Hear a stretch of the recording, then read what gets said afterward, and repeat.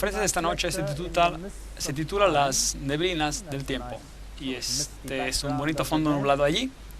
Las neblinas del tiempo es una conferencia sobre Daniel capítulo 2.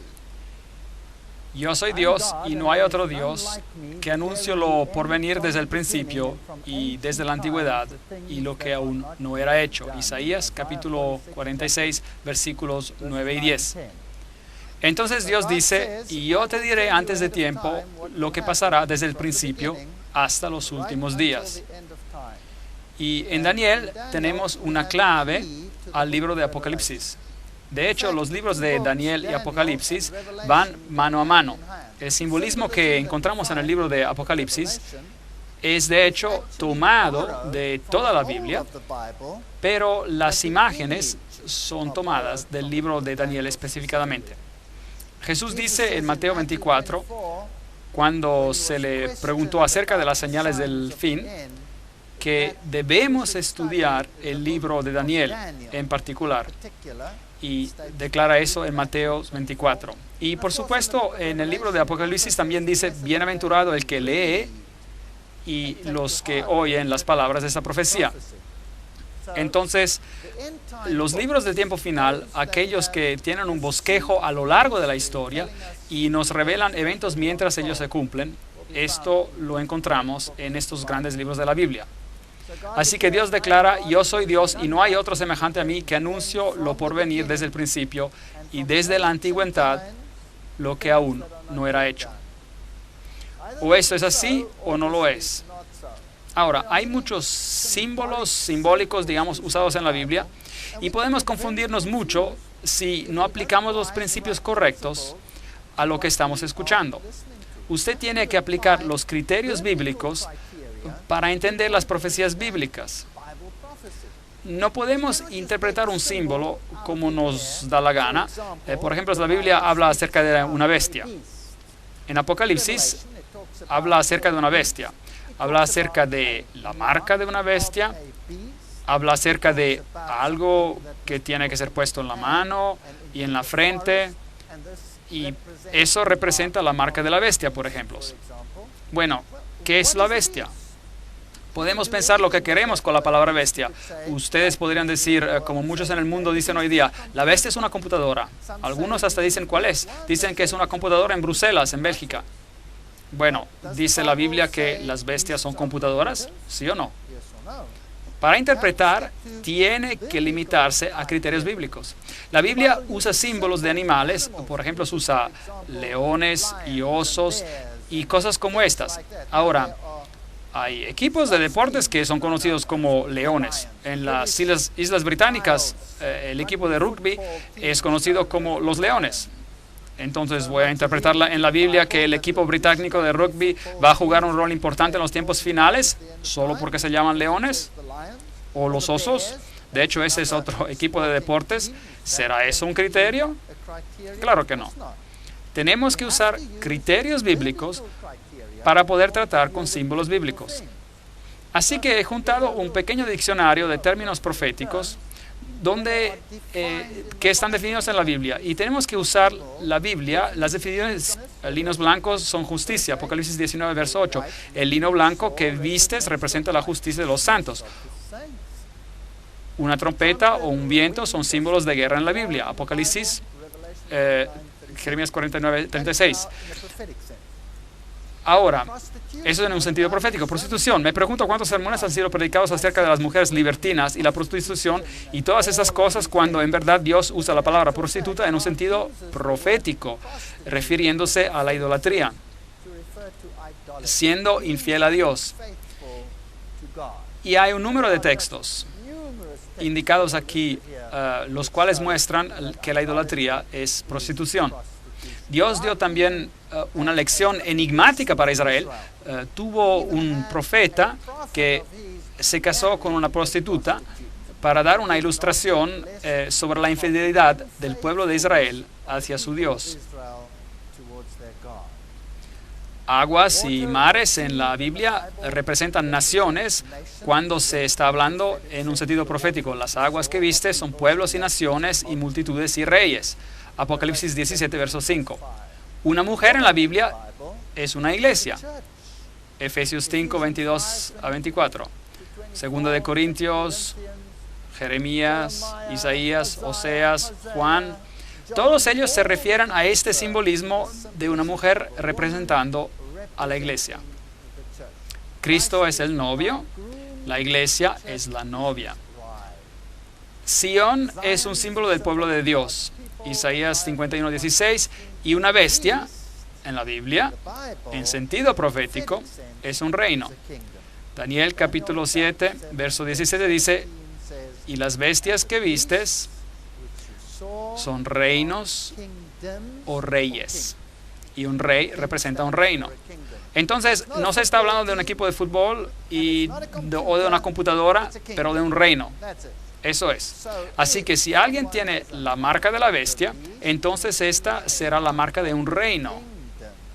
Eso es lo que significa. No puede significar otra cosa. Tenemos que quedarnos con el significado de la Biblia. Un cuerno en la Biblia también representa a un rey o un reino. Así que de un reino pueden levantarse un número de cuernos. Eso significa que el reino se desintegrará y muchos reinos se levantarán de ese reino. Una roca en la Biblia, la roca en la Biblia es Jesús. Eso es lo que cantamos en nuestro canto lema al comienzo. Ahora, hay una guerra entre el bien y el mal en este planeta. Y si alguien no cree en esto, prenda su televisión y échale un vistazo. Y verá que hay una guerra entre el bien y el mal. Hay una guerra sobre cada persona en este planeta, ya sea que lo reconozcamos o no. Ahora, una pequeña historia clave en la Biblia es Daniel, el capítulo 2, donde el rey Nabucodonosor tiene un sueño. Y este sueño, él sueña de ciertos eventos que se desarrollan, pero él se olvida del sueño. Y entonces se encuentra muy confundido y el profeta finalmente le explica el sueño. Y en ese sueño podemos informarnos sobre puntos muy interesantes de la historia y del tiempo. Ahora, Nabucodonosor también es conocido como Nabucodonosor. Fue el fundador de la Gran Babilonia. El fundador original de Babilonia, por supuesto, fue Nimrod. Y luego la ciudad tuvo un periodo de grandeza bajo Hammurabi.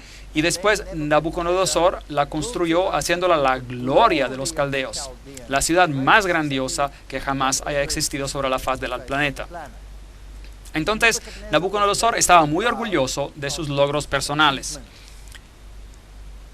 Jerusalén fue destruida por Nabucodonosor en el 586 a.C. Y durante este tiempo se llevaron presos a Babilonia. Y entre ellos estaban, por supuesto, los hebreos fieles como Daniel y sus amigos. Y aquí vemos un relievo de los cautivos siendo llevados a Babilonia como esclavos. Muchos de ellos, cuando los detuvieron, se los hicieron eunucos para servir al rey. Pero bueno, para ser eunucos por el resto de sus vidas, sin tener el honor o el placer de tener hijos. Así que esos eran tiempos horribles en esos días. Estos jóvenes, de acuerdo a la historia bíblica, se los inscribió en los institutos de estudios superiores, fueron a la universidad y estudiaron el lenguaje y estudiaron la sabiduría de los caldeos. Bab y Lu es el lugar del palacio de verano de Nabucodonosor. Aquí está, por ejemplo. Y la palabra Babel tiene una connotación muy interesante. Bab-el. Bab es una puerta, un portal, y El es Dios. Entonces la palabra Babel significa un portal a Dios. Ahora, la Biblia dice que hay alguien más que se llama a sí mismo la puerta, y ese es Jesucristo. Él dice, yo soy la puerta.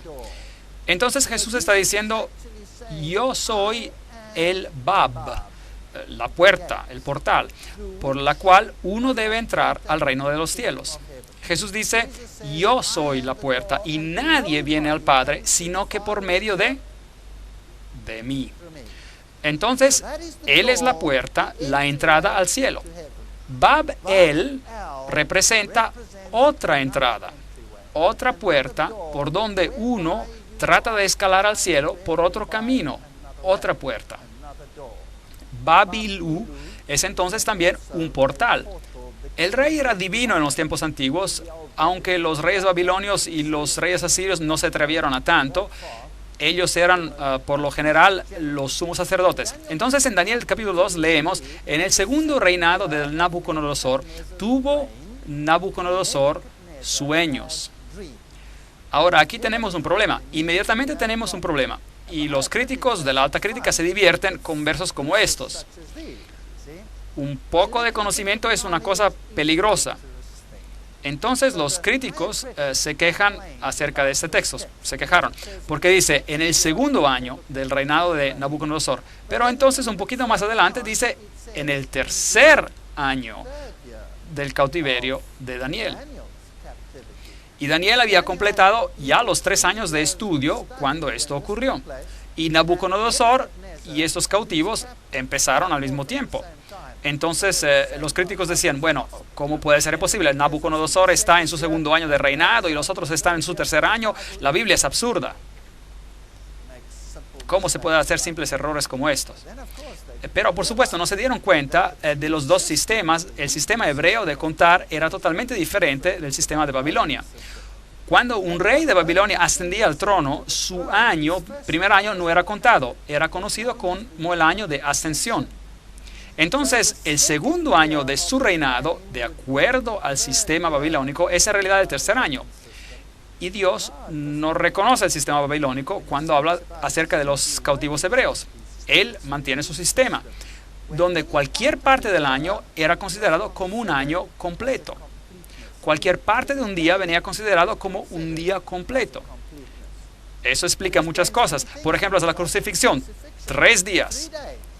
Y cualquiera que quiera analizarlo dirá, espera un segundo, si Jesús murió un viernes al atardecer y él estuvo en su tumba durante el sábado y regresó a la vida en el primer día de la semana, eso no llega a ser 3 días con nuestra manera de calcular.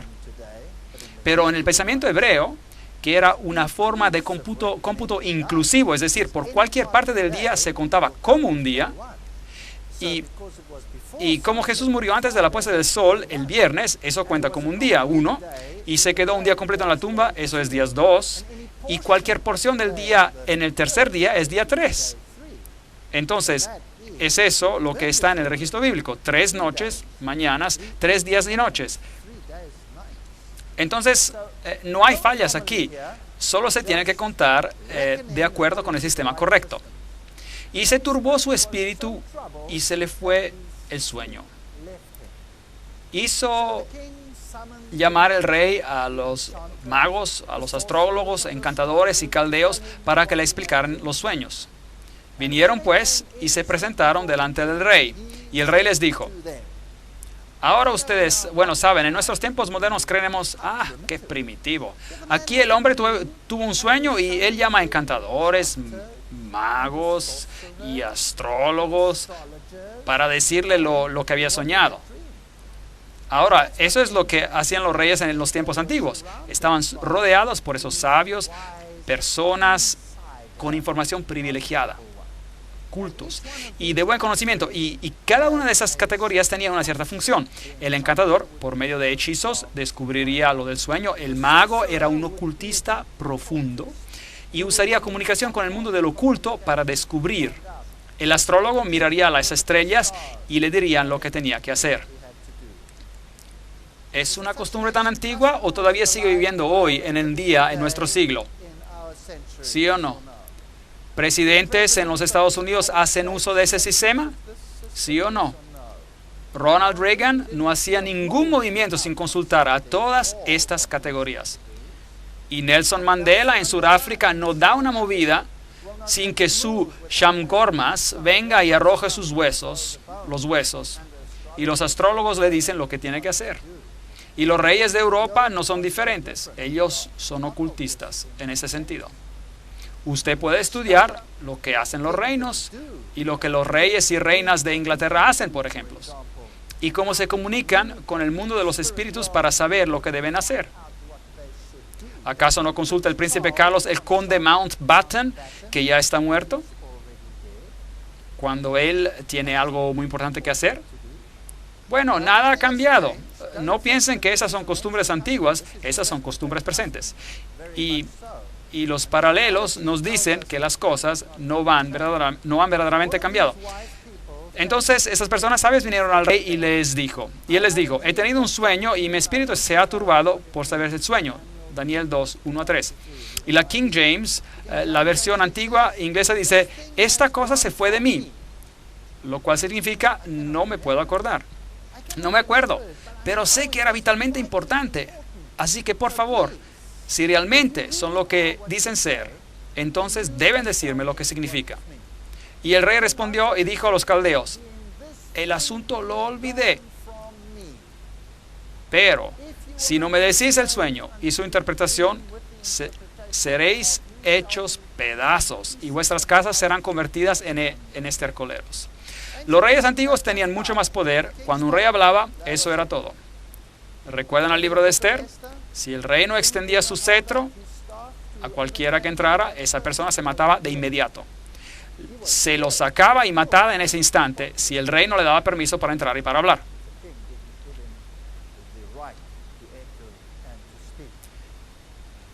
El versículo 10 dice, los caldeos. Ahora, ¿quiénes son los caldeos? Los caldeos eran los eruditos, los que eran altamente educados, los astrónomos, los antes. Y tenemos caldeos hoy en día. Algunas órdenes religiosas concentran los más intelectuales, los más cultos en el mundo, en ciertos órdenes, que de hecho después administran muchas de nuestras universidades. Y las universidades más reconocidas al mundo, las universidades más renombradas que tenemos hoy en día en el mundo, son administradas por una categoría de personas hoy en día, que sería el equivalente exacto de los caldeos en ese entonces. Nada ha cambiado, así que esos son los eruditos. Los caldeos respondieron delante del rey y le dijeron, no hay hombre en la tierra que pueda declarar el asunto al rey. Además, ningún rey, príncipe ni señor que ha preguntado una cosa semejante a ningún mago, ni astrólogo, ni caldeo. ¿Ven las diferentes categorías? Todos ellos no pueden hacer esto. Porque el asunto que el rey demanda es difícil y no hay quien lo pueda declarar al rey, salvo que los dioses, cuya morada no está entre los hombres. Entonces Dios removió ese sueño de la mente del rey para que él no pudiera recordarlo. Y también para exponer todas estas categorías de personas. Versículo 12. Por esto el rey, con ira y con gran enojo, mandó que mataran a todos los sabios de Babilonia. Todos. Ahora, obviamente, esto incluía a todos aquellos que habían recibido esta educación elevada. Y, por supuesto, incluiría a Daniel y a sus amigos, porque ellos habían completado su educación en el Instituto de Babilonia de Estudios Superiores. Entonces, todos ellos fueron sentenciados a morir un día, solo porque no podían responder al sueño. Cuando Daniel escuchó de que los iban a ejecutar a todos, fue a Arioc, el guardia del rey, y le dijo, ¿hay alguna manera que yo pueda hablar con el rey? Y después de que se le dio el permiso, Daniel retornó a su casa y explicó este asunto a sus amigos, Ananías, Misael y Azarías. Misael, Mishael, de hecho son nombres muy interesantes. No tenemos tiempo para entrar en detalles, pero hay una tipología en el nombre de los eventos que se desarrollan. Daniel significa juicio, juicio de pueblo de juicio, juicio de las personas. Misael, Mishael significa quién es como Dios. Analogías muy interesantes aquí. Daniel 2, 17 y 18. Él pidió para que pidiera misericordia del Dios del cielo sobre este misterio, a fin de que Daniel y sus compañeros no perecieran con los otros sabios de Babilonia. Esos son los acontecimientos básicos detrás de nuestra historia. En Daniel 2, versículo 21, tenemos esta declaración. Y Él, el Dios, es decir, cambia los tiempos y las estaciones, remueve reyes y pone reyes. Entonces, nuestra historia va a ser de cómo los reinos se levantarán y los reinos desaparecerán en este planeta. Daniel 2, versículo 24, nos cuenta de cómo el rey es informado de que Daniel tiene una respuesta. No ejecutes a los sabios de Babilonia, llévame a la presencia del rey y yo le daré la interpretación. Dios dio a Daniel una visión, no solo una descripción del sueño, pero también la solución, la interpretación del sueño. Respondió el rey y le dijo a Daniel, el cual se llamaba Belteshazzar, que por supuesto es su nombre dado en lugar de Daniel, que se interpreta juicio. Así que todo el libro de Daniel habla de juicio, como el nombre indica. Habla acerca del juicio final sobre este planeta y el juicio de los varios reinos mientras avanza en la historia. Belteshazzar, Bel era el dios de los caldeos. Bel, vamos a hablar mucho de este dios Bel, y está muy de moda hoy en día, diría. Hay muchas organizaciones que se llaman aún por Bel hasta hoy en día. Daniel, el cual llamaban Belteshazzar, ¿podrás tú hacerme conocer el sueño que vi y su interpretación? Daniel 2:26. ¿Y qué dijo Daniel? ¿Sí yo puedo? ¿Sí yo puedo? No. Belteshazzar. Belit es diosa, Sha es rey, Sar, Utsur es protector. Entonces, Bel es una deidad masculina, Belit es una deidad femenina. Ya sea masculino o femenino, eran intercambiables. Es una idea interesante. Regresaremos a este concepto en más detalle al futuro. Daniel respondió al rey diciendo, el misterio que el rey demanda, ni sabios, ni astrólogos, ni magos, ni adivinos. Es fascinante para mí saber que cada una de esas categorías existen hoy en día y son usadas por el mundo hoy y por el liderazgo del mundo hoy. Pero hay un Dios en los cielos que revela los misterios y Él ha hecho saber al rey Nabucodonosor lo que ha de acontecer. ¿Cuándo? En los últimos días. Daniel 2, 27, 28. Entonces Daniel capítulo 2 es un libro para nuestro tiempo. Es para nuestro tiempo.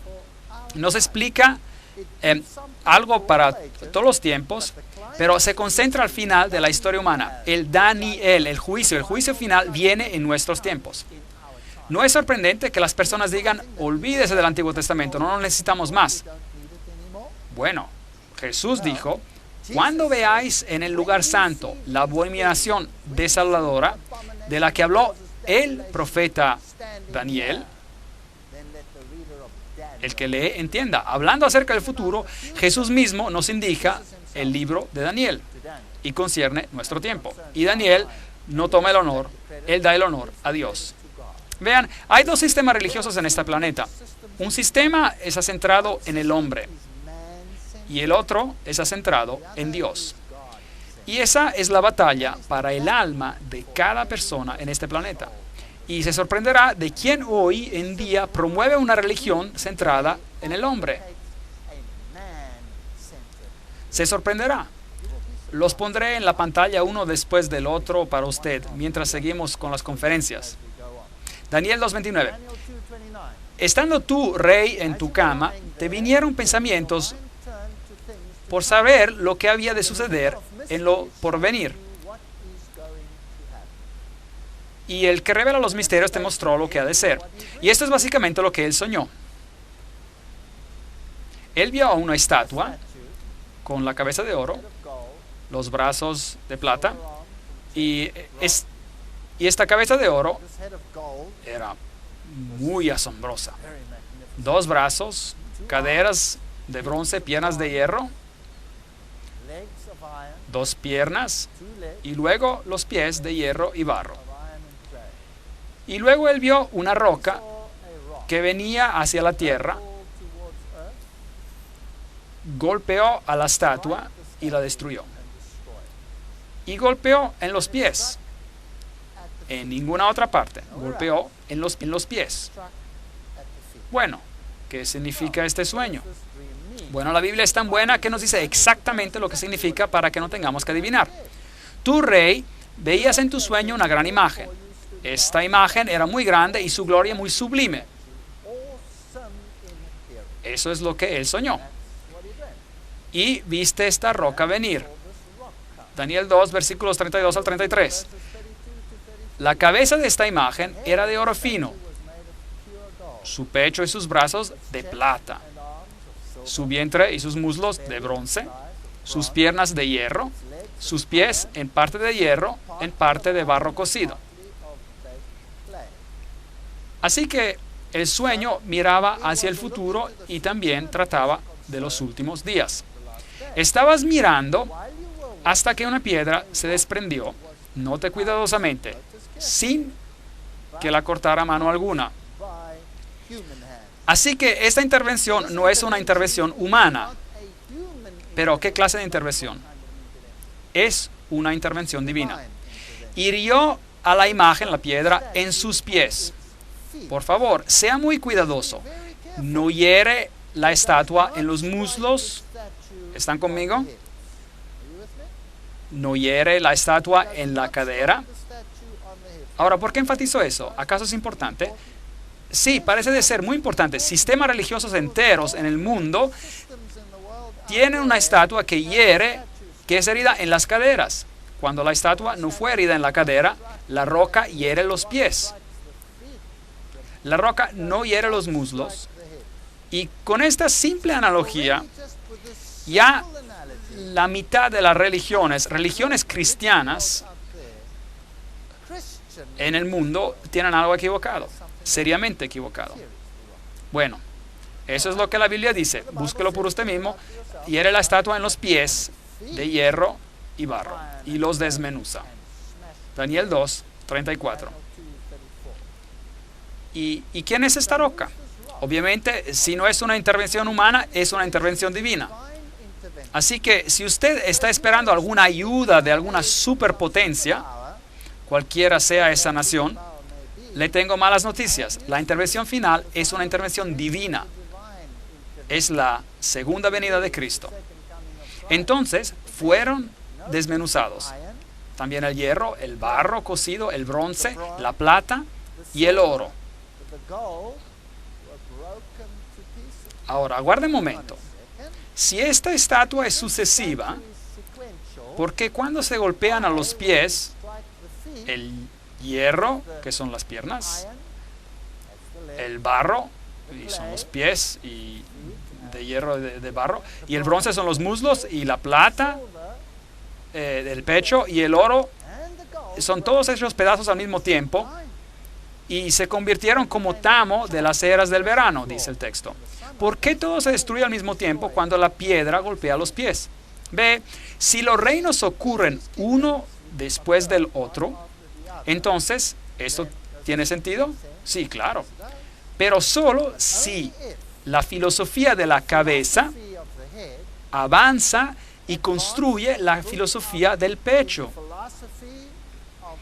Y esa aumenta grandemente en la filosofía de las caderas y es incorporada en la filosofía del hierro y propagada al mundo con la filosofía del hierro y del barro. Cuando la filosofía es finalmente destruida, esta filosofía, toda la contribución de la historia al reino del otro partido, el del enemigo de Dios, vendrá a su fin. Todo. ¿Enseñamos hoy en día filosofía babilónica? Sí lo hacemos. Tengo una conferencia llamada El vino de Babilonia. Estará sorprendido de cuánta filosofía babilónica enseñamos. ¿Enseñamos filosofía medo-persa? Claro que sí. Lo hacemos. ¿Está la religión del mitraísmo bien y en vida? ¿Y viviendo en el mundo hoy? Sí, el más grande poder religioso en el mundo, la más poderosa religión en el mundo, enseña los principios del mitraísmo. Muy interesante. Y eso es de Medio Persia. ¿Tenemos la filosofía griega en el mundo hoy? Claro que sí. ¿De dónde viene la teoría de la evolución? Empezó con Aristóteles. ¿De dónde viene nuestro pensamiento moderno a la base de casi cada ciencia en el mundo? De la filosofía griega. ¿Y qué hay acerca del hierro? ¿Tenemos algo que ver con las enseñanzas romanas? Claro que sí. Nuestro entero sistema judicial está basado en el pensamiento romano, que ha integrado las filosofías anteriores. Y los pies de hierro y barro son solamente los herederos del sistema que pasó anteriormente. Y se los llevó el viento sin que de ellos quedara rastro alguno. Esto es muy importante. El viento es un símbolo de guerra. Esta guerra final destruirá totalmente a los reinos de la tierra. Pero la roca que destruyó a la estatua se convirtió en una gran montaña. La montaña es un símbolo en la Biblia de un reino. ¿Y cuánto llenó la tierra? Toda la tierra. No habrá naciones diferentes como las que tenemos hoy. Así que usted tiene sus esperanzas en una de ellas, de estas naciones, olvídelo. Esta profecía dice que no. Daniel 2:35. Isaías 65:17. Porque he aquí que yo crea nuevos cielos y nueva tierra. De lo pasado no habrá ni memoria, ni vendrá el pensamiento. Y luego Daniel interpreta el sueño. Tu rey, y él era el rey de Babilonia, él representaba a Babilonia, era rey de reyes. Muy interesante este detalle aquí en la Biblia. Una R minúscula de rey. Una R minúscula. Increíble. Hay otro rey de reyes quien empieza con la R mayúscula. ¿Y quién es él? Él es Jesús. Él es el rey de reyes y señor de señores. Aquí hay otra persona que se llama rey de reyes. Y él era conocido por rey de reyes. Y él era el rey de reyes, el gobernador. ¿Hay otro poder hoy en día que tiene un título oficial de rey de reyes? La respuesta es sí. Hay un poder hoy tan poderoso, tan invasivo en el mundo, que si supiéramos nos sorprendería. Y el título que lleva es Rey de Reyes. ¿Está viva la filosofía de Babilonia hoy en día? Porque el Dios del cielo te ha dado reino, poder, fuerza y majestad. Tú, rey, eres Rey de Reyes. Rey con letra R minúscula. Tú eres aquella cabeza de oro. Después de ti se levantará ¿qué? Otro reino inferior al tuyo. Daniel 2, versículo 39. Entonces Babilonia caerá y será repuesta por otro reino inferior. El oro es un metal precioso. La plata es un metal menos precioso. Pero la plata es más dura que el oro.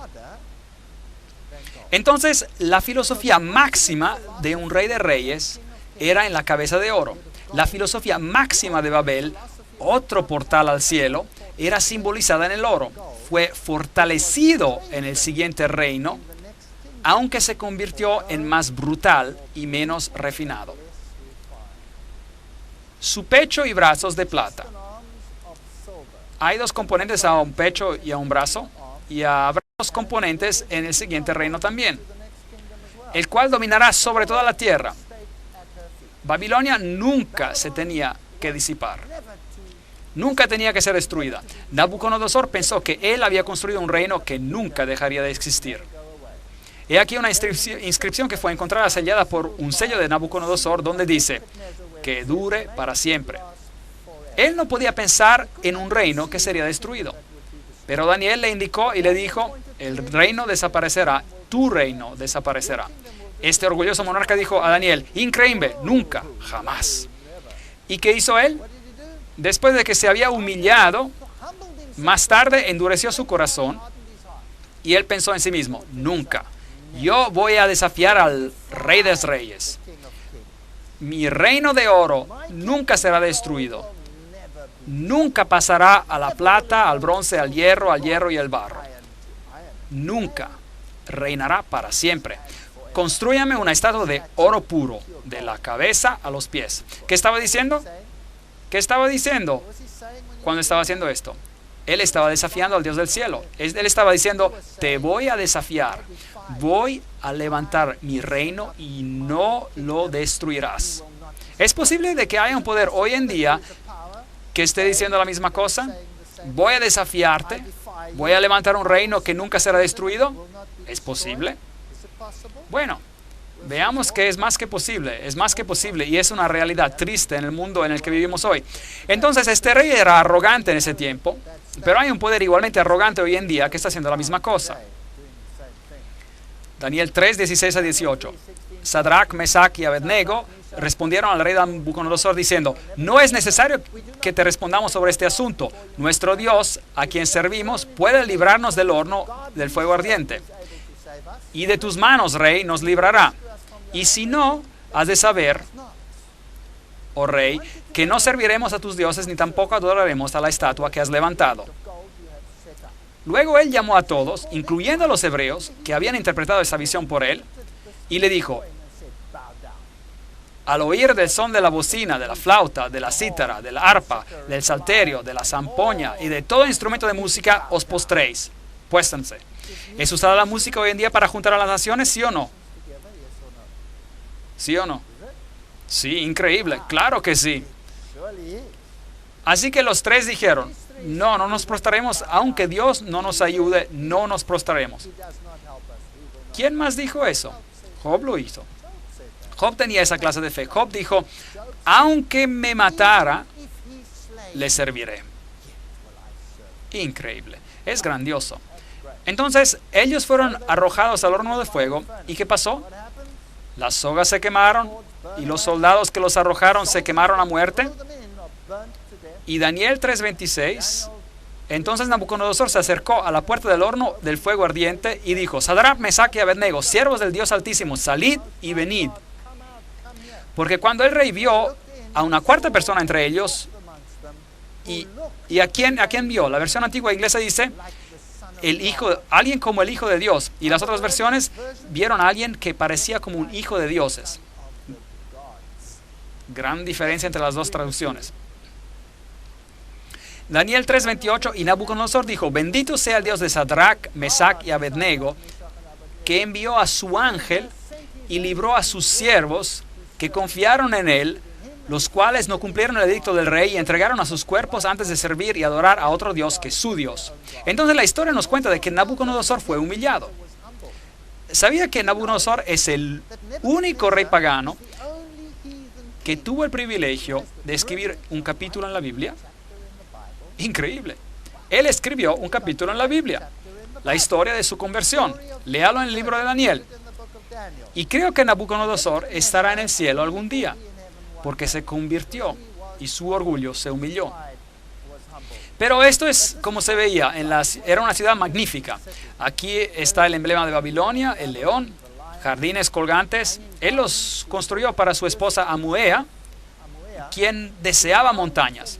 Y Babilonia estaba en una llanura y ella no estaba muy feliz. Entonces él le dijo: voy a construirte una montaña. Y él se la construyó. Esos eran los reyes de aquellos días, tenían poder. Aquí hay la puerta famosa de Ishtar, que todavía se puede encontrar en el Museo de Pergamum en Berlín. Hermosos relieves de piedras originales. Las escrituras cuneiformes que han descubierto nos cuentan la historia de Nabucodonosor. Estos portales los adorné con hermosura para que sean el asombro de multitudes de personas.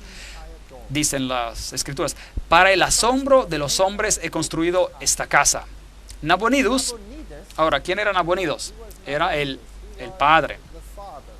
Y a Belshazzar, el hijo exaltado, la ofrenda de mi cuerpo. ¿El padre de quién? De Belshazzar. ¿No es interesante? Vea, los críticos observaron otra vez. La Biblia habla acerca del último rey de Babilonia como Belshazzar. Y estos críticos decían: está mal, él no era el rey. Nabonidus era el rey. Lo que no se dieron cuenta, no teniendo las escrituras cuneiformes para descifrar a esa etapa, era que Nabonidus se había retirado a una vida religiosa. Él era un hombre altamente religioso y servía entre los sacerdotes de Babilonia. Y le concedió el gobierno a su hijo. Entonces, esta es una inscripción que se ha encontrado sobre este asunto. Y a Belshazzar, el hijo exaltado, la ofrenda de mi cuerpo, tú pones la adoración de la gran deidad en su corazón, que no camine en caminos de pecados, que su vida sea satisfecha en abundancia y reverencia de la gran deidad que mora en su corazón de Belshazzar, mi hijo primogénito. Dios habla al hombre moderno, página 154. Déjeme decirle, en el año 1882 una inscripción fue encontrada que Nabonidus había dejado durante su reinado a su hijo. En 1916, una inscripción fue encontrada en la cual había un juramento de Belteshazzar y Nabónidos juntos. Nuevamente los críticos se equivocaron. La Biblia fue comprobada correcta. Y en 1924 encontraron la famosa inscripción: yo otorgo mi reinado a mi hijo Belshazzar. Traguen los el polvo críticos, la Biblia gana 1-0. Nada para los enemigos de esto. Y luego la escritura apareció en la pared. Y escuchamos la historia del viejo profeta Daniel, que fue llamado para interpretar la escritura en la pared. Mene, contó Dios tu reino y le ha puesto fin, Belshazzar, y lo ha terminado. Tekel, pesado ha sido en las balanzas y ha fallado, y es hallado falto. Peres, tu reino ha sido dividido y dado a los medos y los persas. Muy interesante, 2 brazos, medos y persas. Y el profeta interpreta una escritura escrita por un dedo en la pared.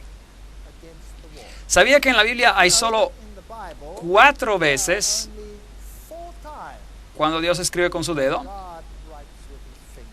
La primera vez, Él escribe los 10 mandamientos con su dedo. Eso dice la Biblia.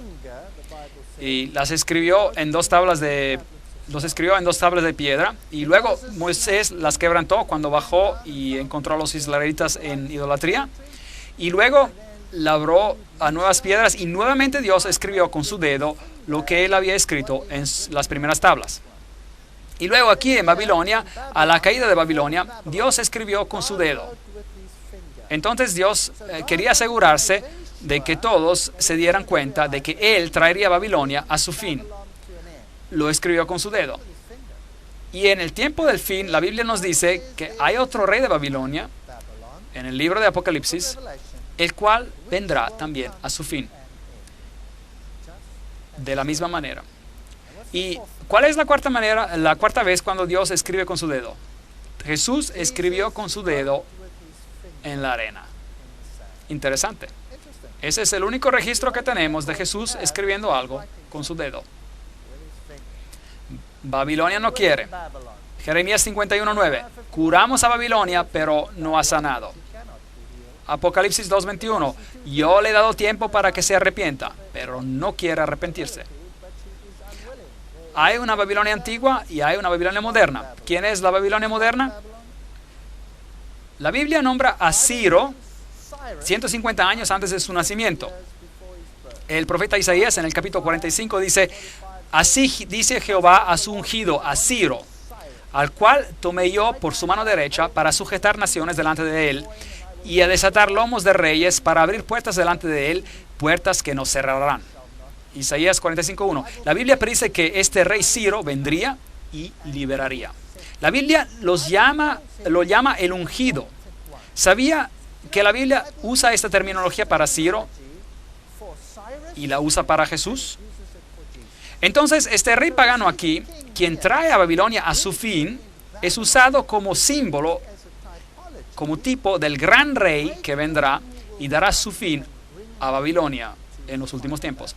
Es una analogía muy interesante, muy interesante.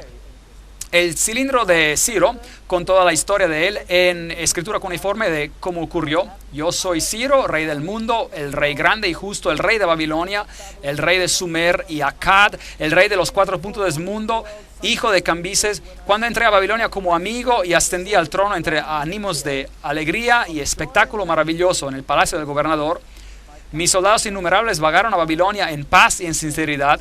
Yo prohibí hostigamiento, acoso y terror por todo Sumer y Akkad. Me esforcé por mantener paz en Babilonia y en todas las otras ciudades.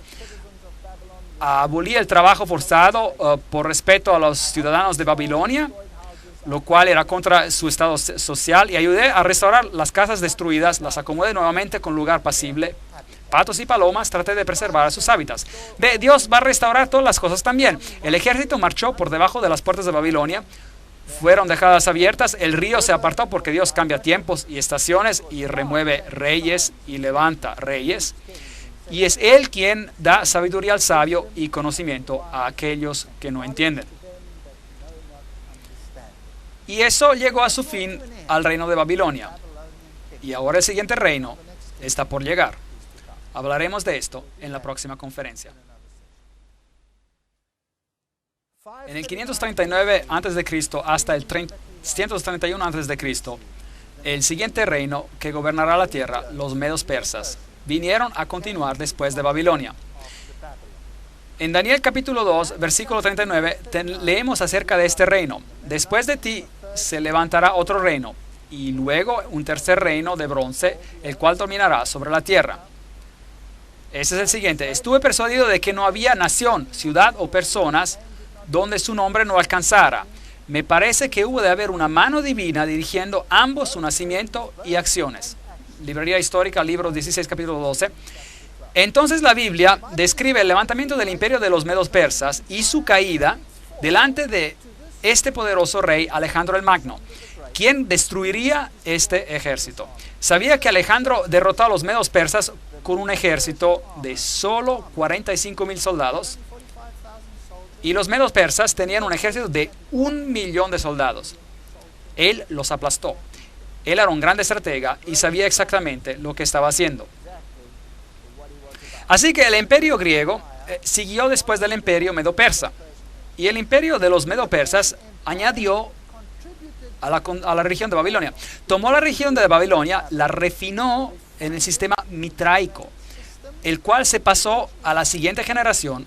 Y el mitraísmo luego reaparece más tarde en prominencia dentro de la religión de la élite de Roma. Historia muy interesante.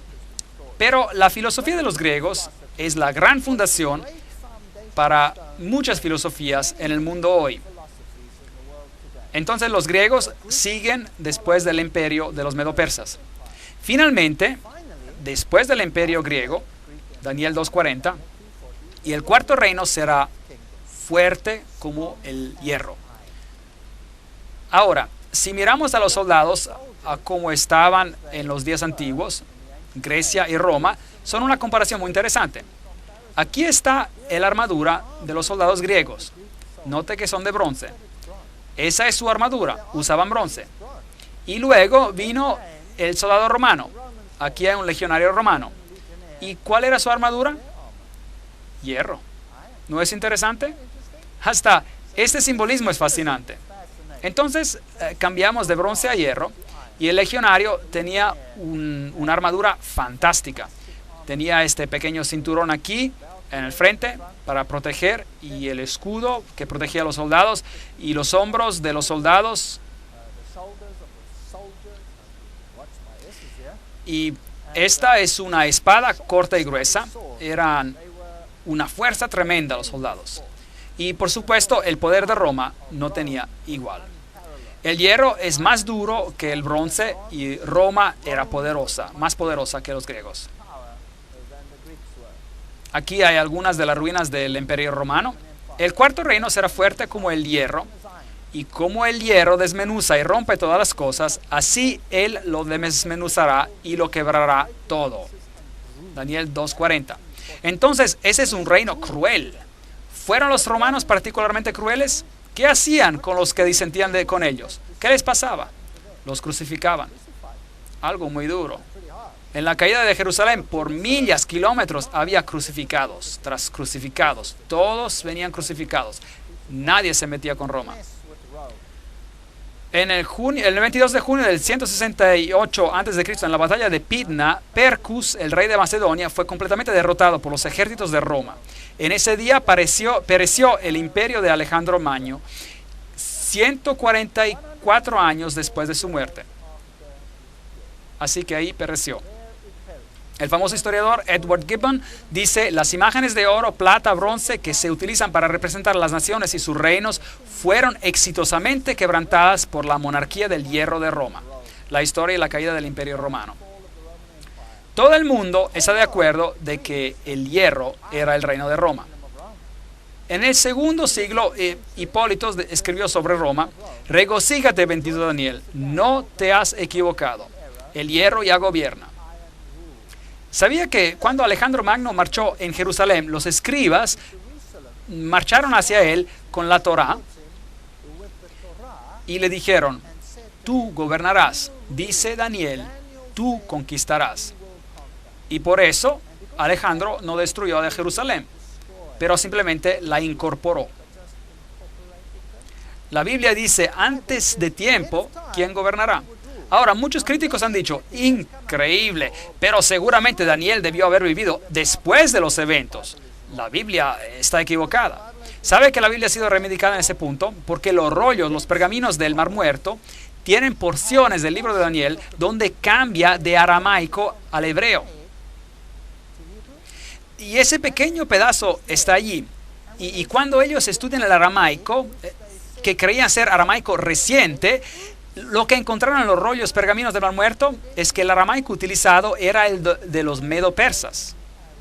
Entonces, el libro de Daniel comprueba los acontecimientos de su época y después sigue comprobando los acontecimientos que están descritos en él. Entonces, fue descrito antes de los acontecimientos. Usted no puede tener razón sobre la Biblia, no puede. Entonces, este gran poder de Roma vino a destruir. El historiador Charles Rowling dice, ellos, los romanos, tomaron indistintamente todas las provincias y reinos y extendieron su imperio sobre todas las naciones. En una palabra, ellos empezaron su expansión sin ponerse límites. Los únicos límites eran los desiertos y mares que no les permitían pasar. Historia Antigua, volumen 4, 79. Entonces, desde el 168 a.C. hasta el 476 después de Cristo, Roma, la monarquía de hierro, gobernó suprema. Ahora, hay dos piernas de hierro. Eso es interesante. Roma fue dividida en dos partes, el imperio del este y el imperio del oeste. Y el emperador, por muchos años, después de Constantino, gobernó desde el este del imperio en bizantino, y él gobernó todo el reino. Pero la Roma del oeste siguió otro camino. Y esta es una historia muy interesante que tenemos acá. Lo que vistes, dice en Daniel 2:41, de los pies y de los dedos, en parte de barro cocido de alfarero y en parte de hierro. Entonces, ¿hay elementos de Roma en los pies y los dedos, sí o no? Claro que sí. Todavía Roma está ahí. El hierro todavía está ahí. El hierro no ha sido eliminado. ¿Será este un reino dividido? ¿Está el mundo tratando de restaurar el Santo Imperio Romano? ¿Sí o no? ¿De qué se trata la unificación de Europa? ¿Ha pensado en eso? Entonces, este será un reino dividido. Daniel 2:42, y por ser los dedos de los pies en parte de hierro y en parte de barro cocido, este reino será en parte fuerte y en parte frágil. ¿Ha comprobado la historia que las naciones de Europa eran a veces fuertes y a veces débiles? Y a veces uno gobernaba un país y después otro. ¿No fue una vez Alemania la más poderosa y después Francia y después Inglaterra? ¿Sí o no? ¿No gobernaron los daneses por un tiempo, etcétera, etcétera? ¿No era acaso el imperio austríaco poderoso por cierto tiempo? Claro que sí. Entonces la historia ha comprobado que eso es correcto. Jeremías 18:6, no podré yo hacer con vosotros como este alfarero, casa de Israel, dice Jehová. Como el barro en las manos del alfarero, así sois vosotros en mis manos, casa de Israel. Esos reinos quizás sean arrogantes, pero serían reemplazados, serían divididos. Y serían divididos en 10. Eso es lo que la Biblia dice. Habría 10 dedos que vendrían. Ahora, estos 10 dedos son muy interesantes. ¿De dónde se levantan estos 10 dedos? ¿De dónde salen? ¿En el imperio del oriente o del occidente? Una pregunta muy importante. Y la Biblia nos dice muy claramente que se levantaron del imperio occidental, del oeste, y que el imperio del oeste occidente ejercería una influencia sobre el mundo entero. ¿El imperio del oeste, el occidental, ejerce su influencia sobre el mundo entero, sí o no? Claro que sí.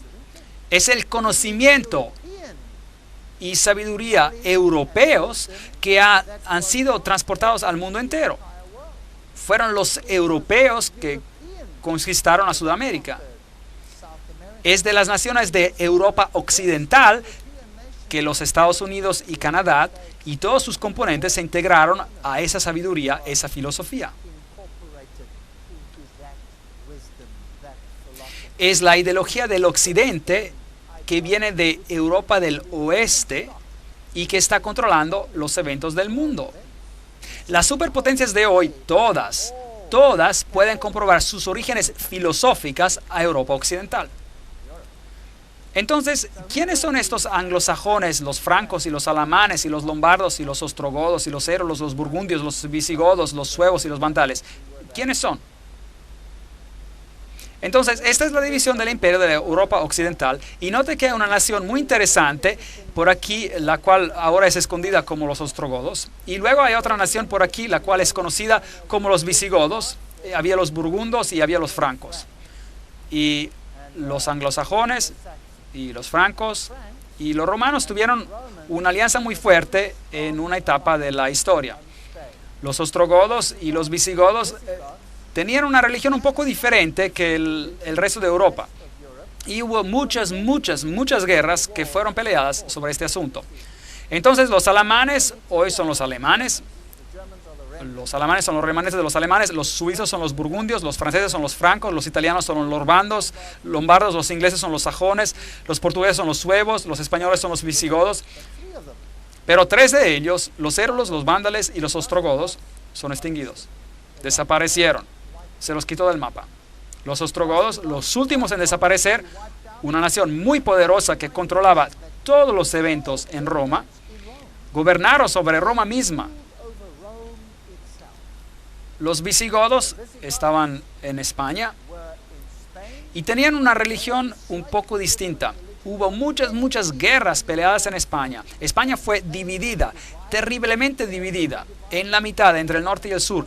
Y hubo derramamiento de sangre terrible en España. Pero los érulos y los vándales y los ostrogodos fueron totalmente destruidos. La historia trata de decirnos que estos 3 pueblos fueron destruidos porque tenían una filosofía ariana, que significa que ellos propagaban la idea de que Cristo no tenía divinidad y que por eso fueron destruidos. Pero solo tenemos información de una fuente. Todos sus escritos, todo lo que escribieron fue destruido. Todas sus librerías han sido destruidas. Así que realmente no sabemos en qué creían. De hecho, los ostrogodos probablemente recibieron su religión de Palestina y tenían una forma muy pura de cristianismo basado en la Biblia. Y es por eso que fueron destruidos. Pero no tengo tiempo para entrar a ese punto. Eso tomaría toda una conferencia, unas cuantas conferencias solo para este asunto. Así que concentremos en esta profecía. Así que como viste el hierro mezclado con barro, así se mezclarán por medio de alianzas humanas. Entonces, originalmente cuando Roma cayó fue dividida en 10 partes. 3 de ellas fueron finalmente destruidas. Y hoy tenemos lo que queda. Y estos se mezclarían por alianzas humanas. Tratarían de reunirse por endogamía, matrimonio entre parientes. Pero se unirían el uno con el otro como el hierro no se mezcla con el barro. Pero no se unirían el uno el otro. Entonces tuvimos grandes reyes de Europa tratando de reunir a Europa por medio de casamientos. Y por eso tuvimos a la reina Diana y al rey Federico tratando de hacer lo imposible para juntar a naciones. Así que aquí está el castillo de Federico en Dinamarca, donde los famosos reyes y reinas gobernaban. Daniel 2:43, así como vistes el hierro mezclado con el barro, así se mezclan por medio de alianzas humanas, pero no se unirán el uno con el otro, como el hierro no se mezcla con el barro. Tenemos la famosa reina Victoria y el rey Cristián. ¿Sabían ustedes que la reina Victoria era totalmente no inglesa? ¿Sabían ustedes que ella era alemana? ¿Sabían que ella hasta habló en alemán en su lecho de muerte? Al estar muriendo, su lengua nativa le regresó. Ella era una reina alemana. Y el rey Cristián de Dinamarca y sus descendientes se mezclaron con alianzas humanas. Todas las naciones se unieron, todos estaban juntos.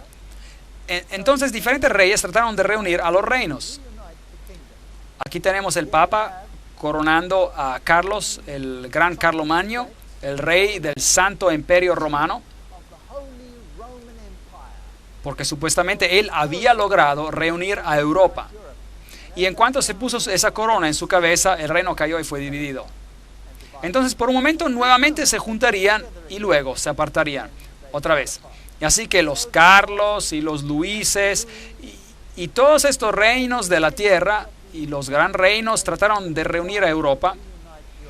Y luego vino este francés, Napoleón, buena parte. Y su hermano era el gran maestro de la masonería en España. Muy interesante. Él era el gran maestro. Y todos ellos tenían conexiones privilegiadas en este sentido. Y él quería reunir a Europa. Y en la batalla de Waterloo, bueno, él se encontró con su derrota. Es una historia muy interesante. Vamos a estar hablando acerca de esto en más detalle. Todo lo que escuchamos no es necesariamente verdad. Aquí Napoleón es llevado en exilio. Napoleón dijo, quiero crear un sistema europeo, un código de leyes europeas, una corte de apelación europea. Hubiera habido solo un pueblo en toda Europa. Europa hubiera devenido una nación.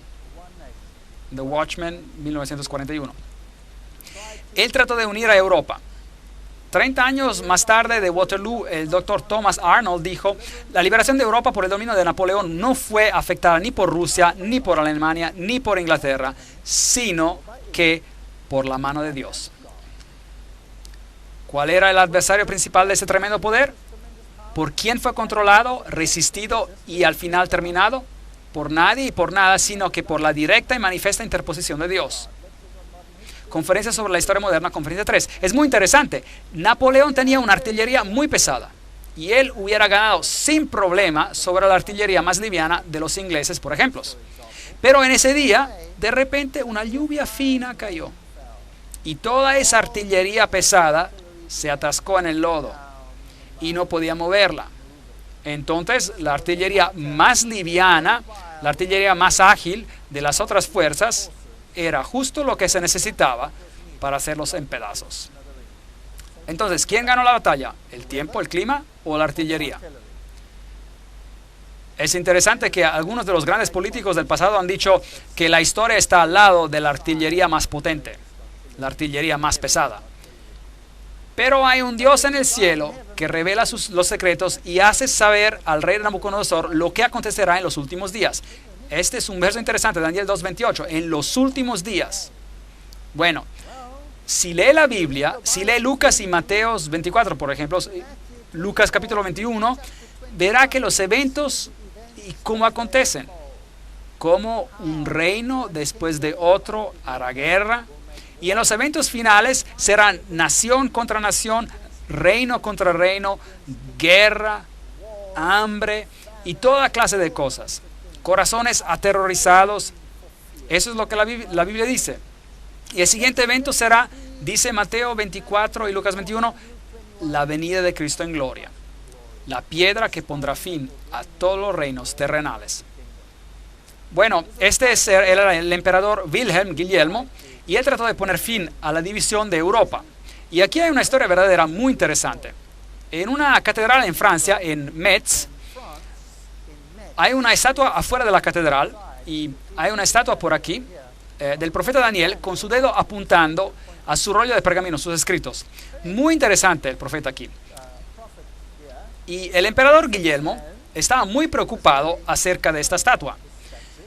Y luego un día la catedral necesitaba reparaciones. El techo estaba roto y tenía que ser reemplazado. Y entonces le pidieron al emperador Guillermo por dinero para reparar la catedral. Y el emperador Guillermo dijo lo siguiente. Él dijo, ¿ustedes tienen una estatua de Daniel enfrente de la catedral? Y entonces obviamente él sabía lo que Daniel había dicho. Y obviamente estaba fastidiado con esa profecía. Entonces les dijo, les daré el dinero para reparar su catedral si remueven la cabeza de la estatua. Ahora, recuérdense que esas estatuas están hechas por secciones. Y pongan mi cabeza encima de esta estatua. ¿Ustedes creen que lo hicieron? Eso es historia. Usted puede comprobarlo. ¿Piensa que lo hicieron? Sí lo hicieron. Ellos lo hicieron.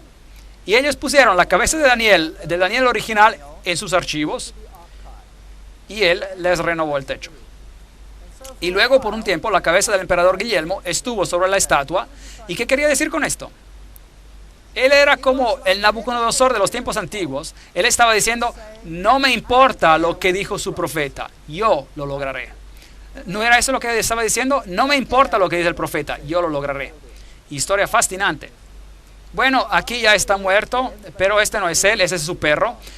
El texto dice en alemán: Senta begleitete seine Majestät den Kaiser im Weltkrieg 1914 bis 1918.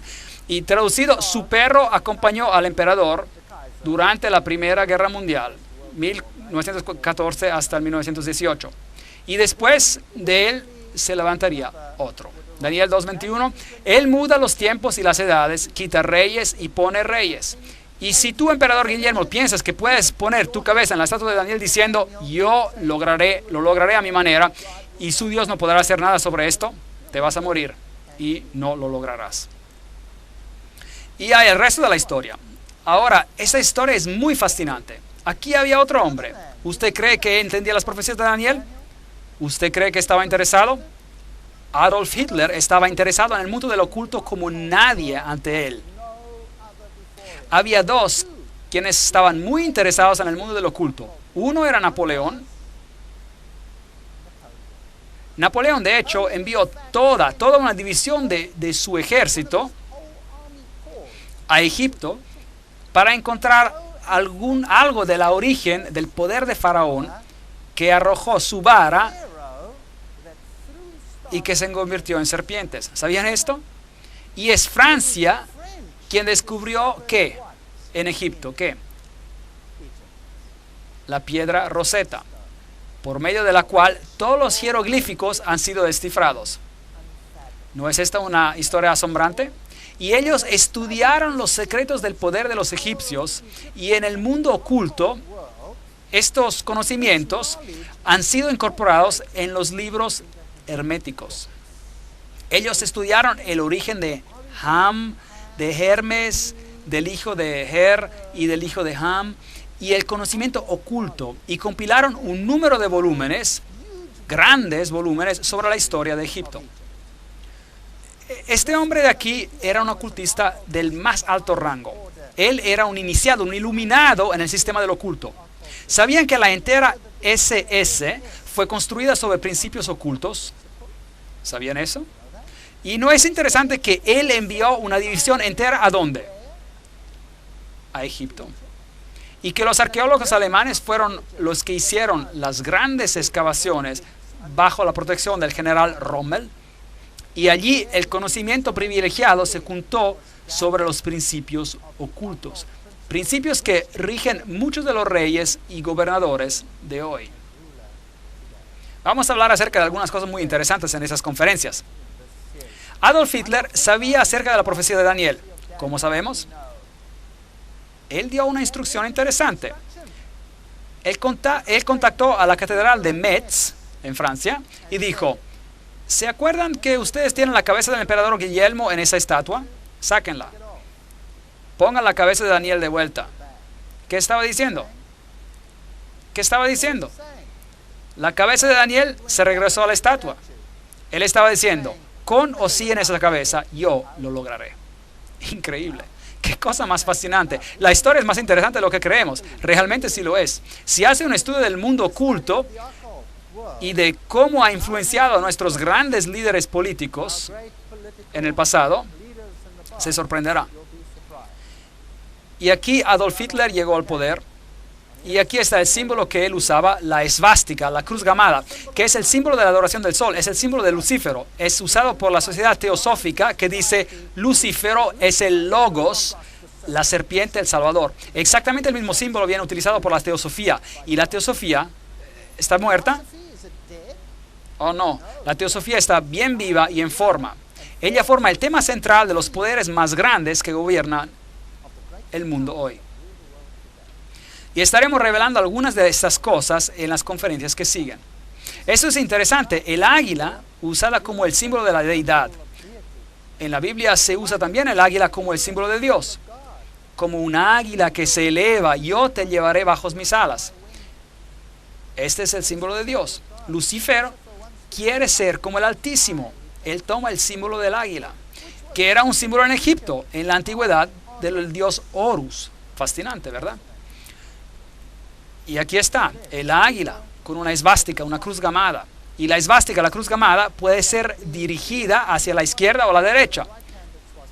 Y si es a la mano izquierda o a la mano derecha no hay diferencia. Representa el Dios en su forma malvada o en su forma de luz o en su forma femenina o masculina. No importa cuál uno use.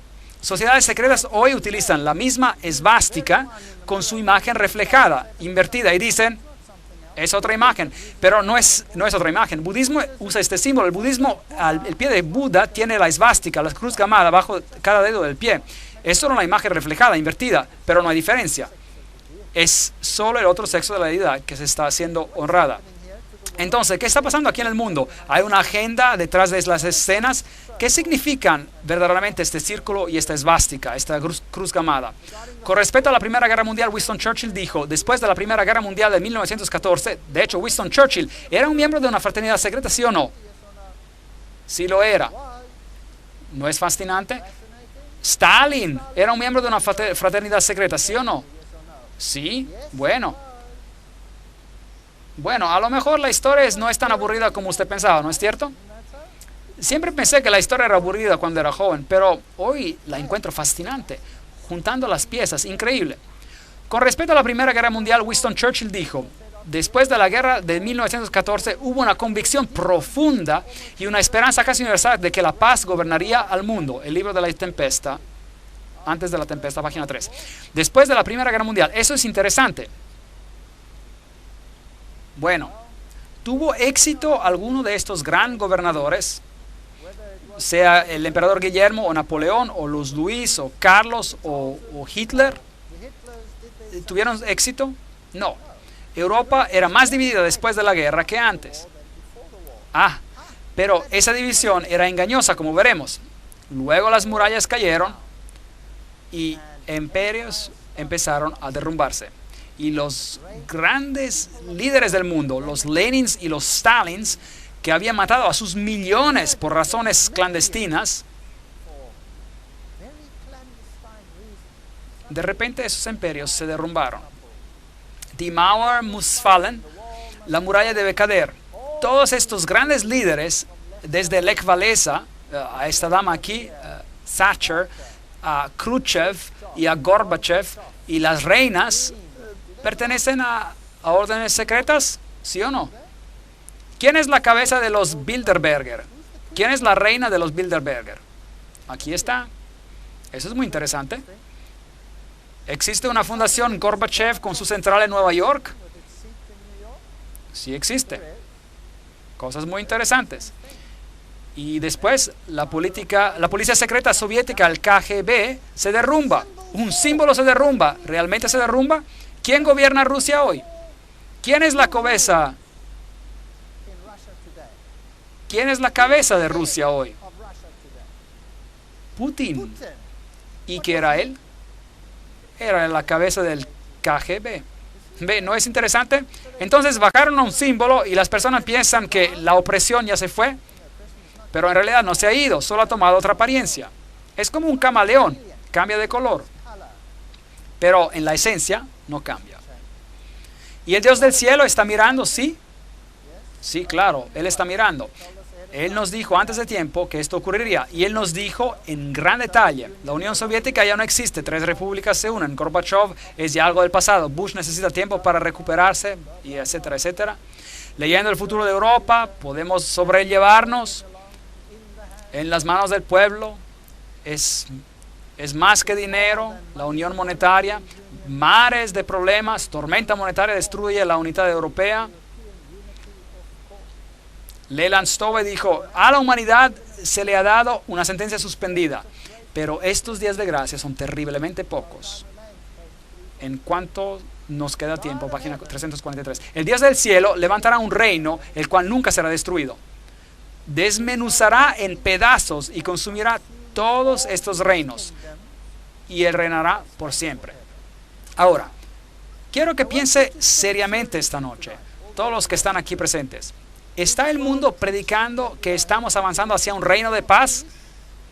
¿Sí o no? Sí. Pero será un reino terrenal. ¿Dónde quieren levantar un reino final de paz? ¿Allá en algún lugar en Jerusalén? Bueno, están peleando acerca de esto. ¿Qué dice Dios? ¿Pondrá un fin a qué? ¿A cuántos reinos en esta tierra? A todos. Es lo que Dios dice a todos ellos. Y Él establecerá su reino. ¿Usted cree que Él necesita los ejércitos del mundo para lograrlo? Todos los que cayeran en esta piedra serán quebrantados. Y sobre quien ella caere, la piedra, le desmenuzará.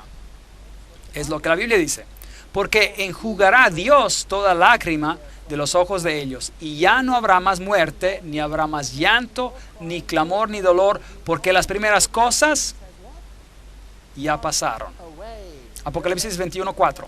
No debemos ser engañados creyendo que los poderes de esta tierra van a conseguir el objetivo por el cual están peleando.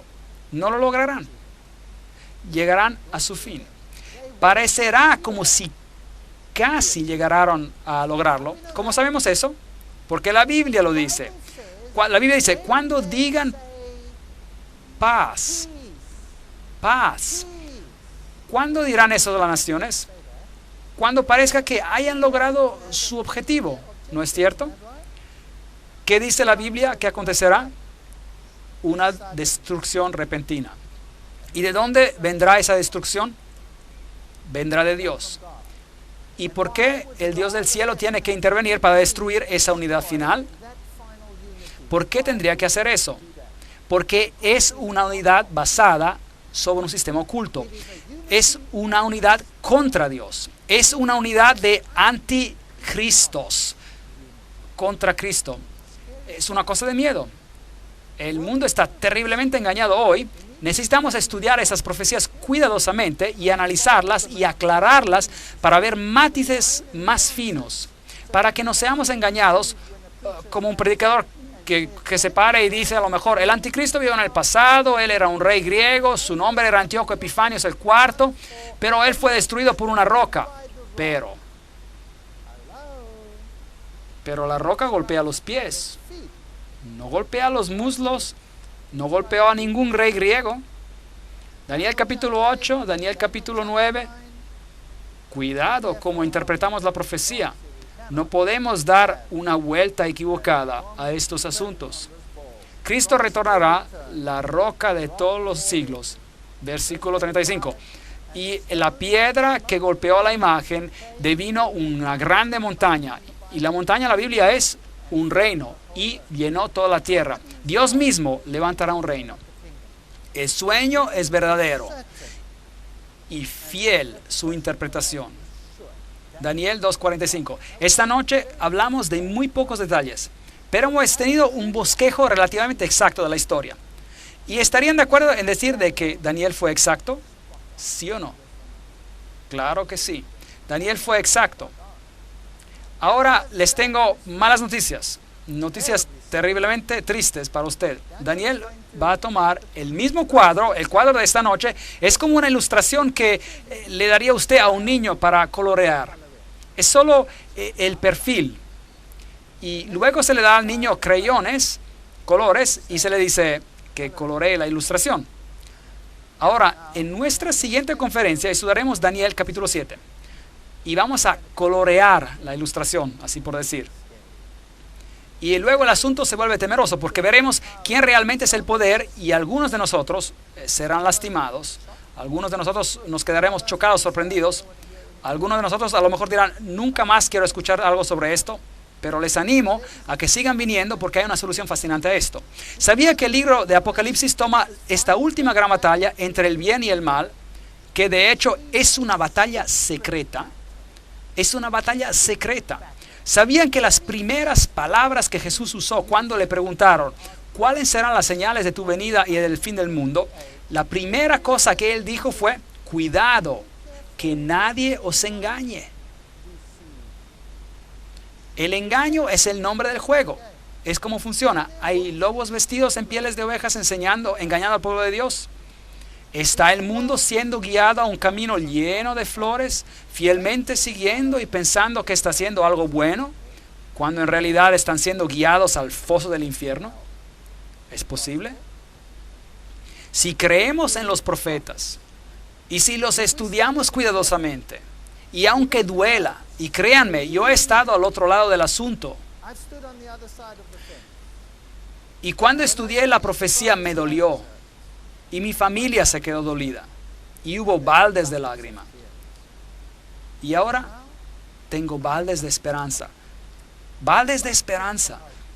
Porque Dios me ha mostrado, y ha mostrado a todos en el mundo, por medio de su palabra, y la palabra es el único lugar donde podemos encontrar esperanza, que hay esperanza. Pero Él también ha dado un bosquejo sobre el engaño de nuestro tiempo, y debemos saberlo. Hay un pequeño grupo de personas aquí esta noche, muy pequeño grupo de personas. Todo el mundo necesita saber lo que es esta decepción. Entonces me gustaría animarles para que traigan a sus amigos y, como dice la parábola de Jesús, salgan a salidas de los caminos, a los caminos poco frecuentados. Inviten a las personas a esta fiesta de las bodas del Cordero. No muchos ricos, no muchos sabios, no muchos de alta reputación lo escucharán, pero vaya por todos sitios y tráigalos aquí y estudiemos estas profecías. Y yo les hago una promesa solemne. Si hablo de cualquier cosa que está contraria con la palabra de Dios, váyase. Váyase. Si no está según la palabra, váyase. Compruebe cada palabra que digo. Ponga todo a prueba. Use la palabra de Dios como filtro para lo que yo digo. Y si usted me puede mostrar que estoy equivocado, cambiaré. Lo prometo. Yo no quiero hacer nada que no esté en línea con la voluntad de Dios. Ese es mi reto. Vamos a atenernos a la palabra de Dios y veremos exactamente lo que está pasando en nuestros tiempos. Es más temeroso de lo que usted piense. Pero tenemos una esperanza, porque el Dios del cielo levantará un reino que nunca será destruido. Y estamos justo frente a la puerta. Y me gustaría que usted sea parte de ese reino. Que todos, y que Dios los bendiga y los guarde hasta que nos juntemos para colorear el episodio de Daniel, capítulo 7.